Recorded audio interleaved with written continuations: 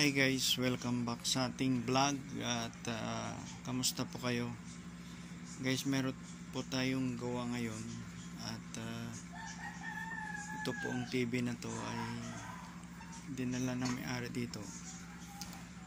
Ang brand niya is Samsung. Tingnan natin kung ano ang problema nito. Tingnan natin guys, i-plug in muna natin. Yan guys, naka-plug in na. Nandun naka-plug in. Ito, naka-plug in na. Subukan nating i-on kung anong itsura. Kung mayroon pa ba siyang power o kung may screen pa ba. Tingnan natin guys ha. Tayo natin. Oh yun pala guys. Yun ang nangyari oh. Yan, gumaganon siya. Parang guhit na guhit lang siya.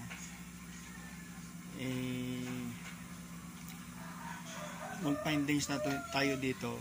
Baka picture tube na. Pero hindi pa sigurado. 50-50 pa lang yan. Subukan natin yan i-double check sa ibang area. Doon sa CRT niya pala o baka CRT lang o kung may mga spare parts lang na damage, no? So silipin natin dito sa likod. Actually binuksan ko na. Wait lang guys ha. Yan, nakita nyo ba ito? Ito dito. So dito ang CRT niya. At dito rin nakakabit ang tube. Makikita nyo. So minsan ang problema ng TV guys, either good ang mga spare parts dito sa CRT nya. Pag good dito, masubukan natin yan. Palitan itong picture tube. Pag okay pa rin, doon tayo sa pinaka-chroma nya. Yung IC nya dyan.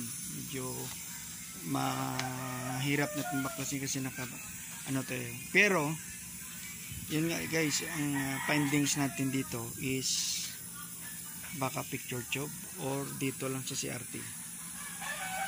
Ang CRT kasi kuha niyan guys, diyan dumadaan galing dun sa ilalim ng mga screen nya papunta dito yan.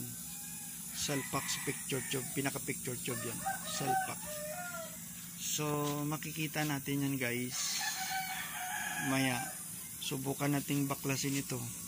Itong isang IC na yan, iyan. Di makikita no? Yan. Parang may parang nagkaroon ng itim. Baka yan nasira. Ganon naman talaga. Guys, ang itsura ng TV is ganito. Yan. So malalaman natin yan, mag-replace tayo ng spare parts, tanggalin natin yan mamaya. Yung itinuro kong CRT, CRT, gano'n lang natin tingnan.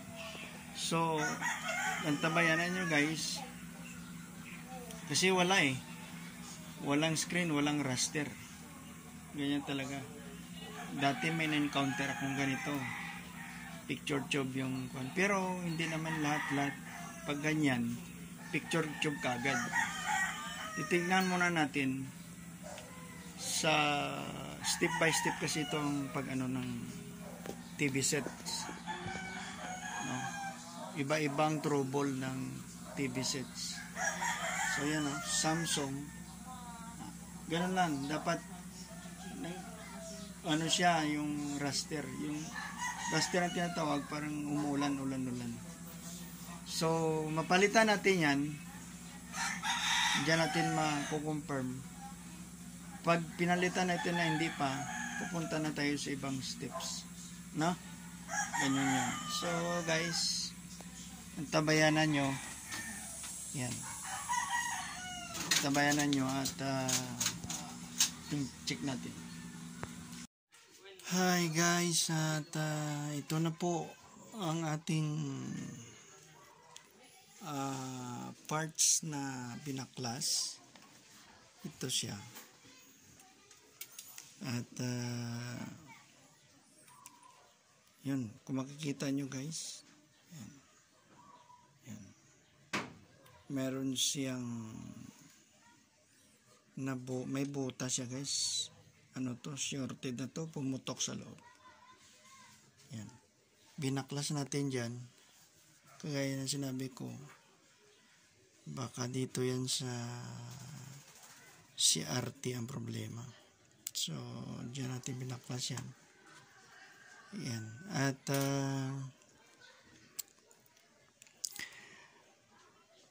siguro guys, yan ang salarin. Yan. Ito siyang salarin guys. Yan. Yan. No? Kung makikita nyo, kung itutok natin sa camera, yung 5-6, 1, 2, 3, 4, 5-6, ang dalawang pins niyan, 5-6, ay nangitim na ang pinakapuno niya. At saka yung puti nyo, parang doon pumutok sa loob. So, yan na guys ang salarin ng problema ng TV to. 80% guys. Pero pag ginabit natin yan, tapos hindi pa siya magkaroon ng ganun pa rin yung kanya, yung may mga guhit-guhit pa rin. Ibig sabihin, may mga damage ito ng mga parts pa na kailangan nating idaan sa masinsinan na pag-check. No, pag napatunayan na natin na good naman diyan. Itong tube na to, picture tube, i-replace natin. Maghanap naman tayo ng picture tube na big neck, malaki ang neck niya kasi may mga picture tube na small neck. So guys, bibili pa tayo ng parts nito para masubukan nating maikabit dito yan sa CRT. Dito lahat yan ang function ng screen galing doon sa baba niya, pinakababa niya. Diyan yan papunta dito sa tube. Yan guys, nahanapan na natin ng ito na siyang bago. Guys, ikakabit na natin yan. Kaso ang problema ngayon is wala pa tayong kuryente. Blackout pa. So, ikakabit lang natin yan. At pagkaroon ng kuryente, atin ang i-solder na natin. Ibalik natin. Ikabit natin dito sa pinaka-circuit niya. Kasi nung umalis ako guys, pagdating ko ngayon lang, kakarating lang namin guys. Wala na kuryente. Blackout na. So, ikakabit lang muna natin dyan. Dito yan. Kakabit natin. Para mamaya, i-solder na lang natin. Ayan na guys. Yun o. Nakabit na natin. Pero, kailangan natin i-solder yan.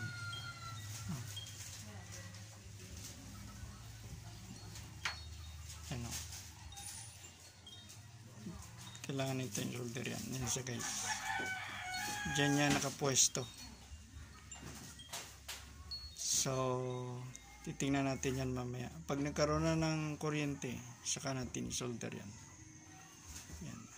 Yan siya, bago. Nakakabit siya. At itong nasira. Yan siya.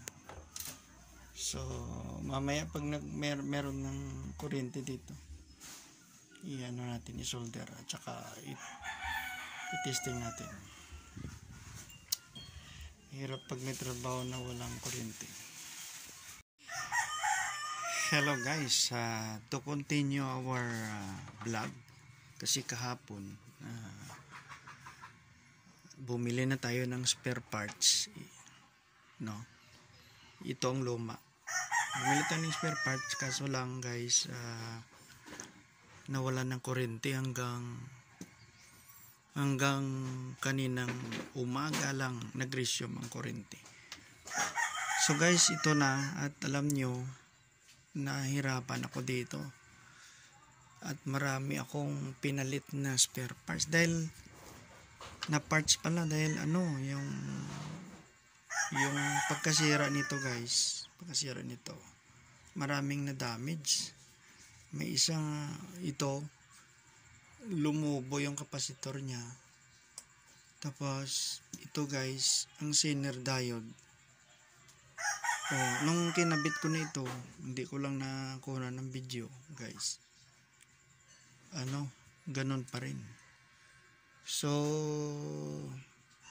masakit ng ulo ko nito, pero humingi ako ng backup sa kumpare ko na magaling talaga dito, at sa awa naman ng Diyos at inano niya ako guys, ginaid niya ako, kasi alam mo naman nastagnan tayo ng ilang taon, hindi tayo nakapag-trouble nito almost 10 years ago. So medyo na na tayo, kumbaga napurol na tayo sa ating analysis pagdating sa trouble. So ito guys,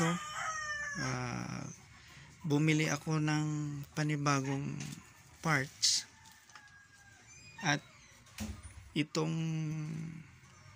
pala yung zener diode, kaya pala hindi siya nag-raster, pero may heater din siya meron siyang screen. So ito advice ng kumpare ko, sabi niya, nakita ko to kasi shorted siya at tinulungan ako ng kumpare ko. Shout out pala dyan sa iyo pare, kay Nix, sa service center, sa new center. So yun guys, at napaka bait nitong kumpare ko, at ito na-solve na. Subukan natin guys kung mag-screen talaga siya para makita nyo. Saglit lang guys. Yan na guys, na-plug in na natin, pero hindi pa natin natakpan. So i-try natin na i-on ang TV guys kung ganun pa rin siya. Yan, abangan nyo guys kasi sumakit ang ulo ko dito.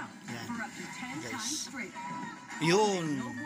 yun guys, lumabas na ang picture niya. Yan. So solve the problem, walang problema. Yan, walang problema to. Yan, okay siya. Dati yung kanya wala talaga siyang raster, kasi pag tinanggal mo to guys yung antena, lalabas yan, blow siya, blow. Kung hindi blow, minsan yung raster niya parang umaulan-ulan, blow back siya. So pag nilagyan mo ng antena dito, ang pinaka-antena natin is LED lang. Yan, lalaman na. Yan. Yan siya guys. So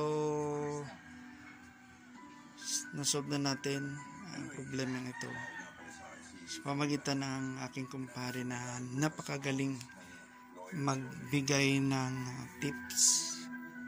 Hanga ako dito sa kanya kasi ito rin siya ang nagturo nung last almost 15 years. So solve na guys, at hanggang sa muli sa ating panibagong vlog guys. Maraming salamat, at abangan nyo naman sa ating susunod na vlog. Arman TV, please subscribe sa ating YouTube channel. Okay guys, hanggang sa muli, bye bye.